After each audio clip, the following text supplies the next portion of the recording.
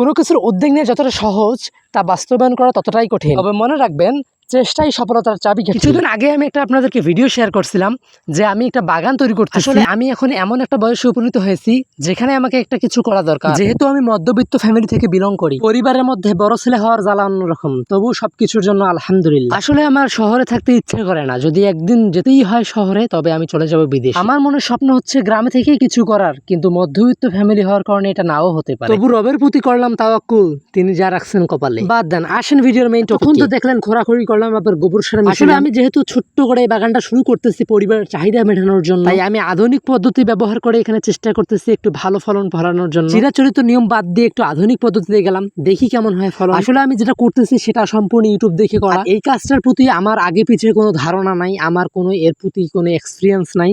অতএব প্রথম ভুল হতেও পারে। যারা ভিডিওটি দেখতেছেন তাদের মধ্যে একজন দক্ষ কৃষক থাকতেই পারে। তো আপনার মতো যদি কোনো আমার এখানে ভুল হয়ে থাকে তো অবশ্যই